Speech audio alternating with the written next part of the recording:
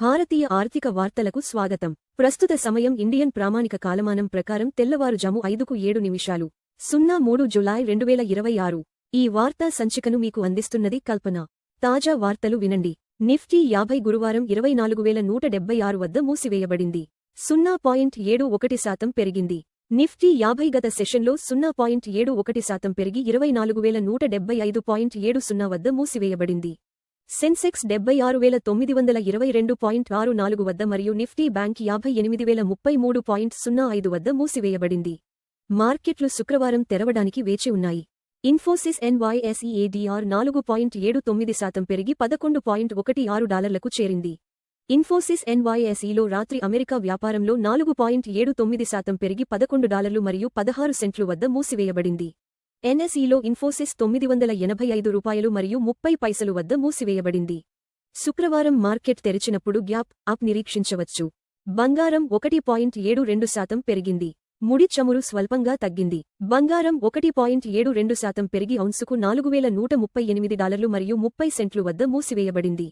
ముడి చమురు 0.13% తగ్గి బ్యారెల్కు $68 మరియు 49 సెంట్లు వద్ద మూసివేయబడింది. రికార్డు Q2 డెలివరీలు ఉన్నప్పటికీ టెస్లా స్టాక్ 8.3% పడిపోయింది. రికార్డు రెండవ త్రైమాసిక డెలివరీలు నివేదించినప్పటికీ జూలై 2న టెస్లా షేర్లు 8.3% పడిపోయి $390కు చేరాయి.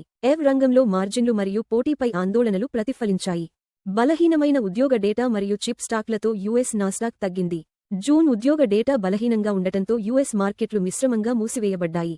నాస్డాక్ తక్కువగా ముగిసింది. మైక్రాన్ మరియు ఇంటెల్ సహా చిప్ స్టాక్లు 11% వరకు పడిపోయాయి.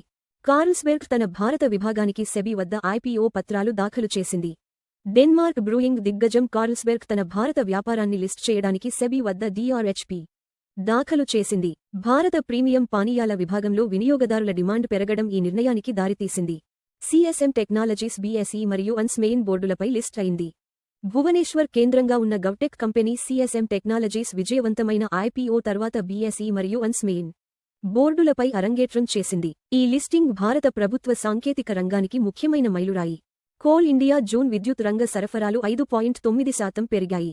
కోల్ ఇండియా జూన్లో విద్యుత్ కేంద్రాలకు బొగ్గు సరఫరాలు సంవత్సరానికి 5.9% పెరిగాయి. భారతీయ రైల్వేలు జూన్లో 4% సరుకు రవాణా మరియు 2.3% ప్రయాణికుల ట్రాఫిక్ వృద్ధిని నమోదు చేశాయి. మొండి బకాయిలపై ICRI Utkarsh small finance bank రేటింగ్లు తగ్గించింది. ICRI Utkarsh small finance bank రుణ రేటింగ్లను తగ్గించింది. ఎక్కువైన మొండి బకాయిలు మరియు బలహీనమైన ఆస్తి నాణ్యతను కారణాలుగా పేర్కొంది. ఈ డౌన్గ్రేడ్ స్మాల్ ఫైనాన్స్ బ్యాంక్ విభాగంలో పెరుగుతున్న ఒత్తిడిని హైలైట్ చేస్తుంది. సప్లై చైన్ టెక్కు నేతృత్వం వహించడానికి ఫ్లిప్కార్ట్ మాజీ టాటా డిజిటల్ స్టోర్ని నియమించింది. వాల్మార్ట్ యాజమాన్యంలోని ఫ్లిప్కార్ట్ మాజీ టాటా డిజిటల్ స్టోర్ వైద్యను సప్లై చైన్ టెక్నాలజీ విభాగానికి నేతృత్వం వహించడానికి నియమించింది. ఈ నియామకం పోటీదారులతో పోటీపడటానికి లాజిస్టిక్స్ మెరుగుపర్చడంపై ఫ్లిప్కార్ట్ దృష్టిని సూచిస్తుంది. BSE సెన్సెక్స్ ప్రధాన మూవర్స్. సెన్సెక్స్ 76,922.64 పైకి చూపుతున్న నిండి ఉన్న త్రిభుజం 0%. పైకి చూపుతున్న నిండి ఉన్న త్రిభుజం 0 PTS. రిలయన్స్ 1308.00 పైకి చూపుతున్న నిండి ఉన్న త్రిభుజం 0%. TCS 1982.60 పైకి చూపుతున్న నిండి ఉన్న త్రిభుజం 0%. HDFC బ్యాంక్ 796.15 పైకి చూపుతున్న నిండి ఉన్న త్రిభుజం 0%. ఇన్ఫోసిస్ 985.30 పైకి చూపుతున్న నిండి ఉన్న త్రిభుజం 0%. SBI 1047.40 పైకి చూపుతున్న నిండి ఉన్న త్రిభుజం 0%. ICICI బ్యాంక్ 1379.80 పైకి చూపుతున్న నిండి ఉన్న త్రిభుజం 0%.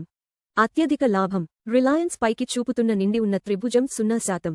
అత్యధిక నష్టం రిలయన్స్ పైకి చూపుతున్న నిండి ఉన్న త్రిభుజం 0%. బంగారు ధర లైవ్ అప్డేట్. బంగారం 4138.30 పైకి చూపుతున్న నిండి ఉన్న త్రిభుజం 1.72% ప్రతి ట్రాయ్ ఔన్సుకు అప్రాక్సిమేట్లీ ఈక్వల్ టు 126,949 రూపాయలు ప్రతి 10 గ్రా. బంగారు ధర 1.72% పెరిగింది. మునుపటి ముగింపు $4,068 మరియు 30 సెంట్లు నుండి. బంగారు ధరలు ప్రపంచ డిమాండ్, డాలర్ బలం మరియు ద్రవ్యోల్బణ అంచనాలను ప్రతిబింబిస్తాయి. క్రూడ్ ఆయిల్ ధర live update. WTI crude oil 68.49 కిందకి చూపుతున్న నిండి ఉన్న త్రిభుజం 0.13% ప్రతి బారెల్కు ట్రేడ్ అవుతోంది. చమురు ధర 0.13% తగ్గింది. మునుపటి ముగింపు $68 మరియు 58 సెంట్లు నుండి. చమురు ధరలు ఇంధన వ్యయాలు, ద్రవ్యోల్బణం మరియు భారతీయ రూపాయిని గణనీయంగా ప్రభావితం చేస్తాయి. యుఎస్డి నుండి ఐఎన్ఆర్ లైవ్ మారకం రేటు $95.42 పైకి చూపుతున్న నిండి ఉన్న త్రిభుజం 0% వద్ద భారతీయ రూపాయికి వ్యాపారమవుతోంది. రూపాయి 0% బలహీనపడింది. మునుపటి ముగింపు $95 మరియు 42 పైసలు నుండి బలహీనమైన రూపాయి దిగుమతి వ్యయాలను పెంచుతుంది.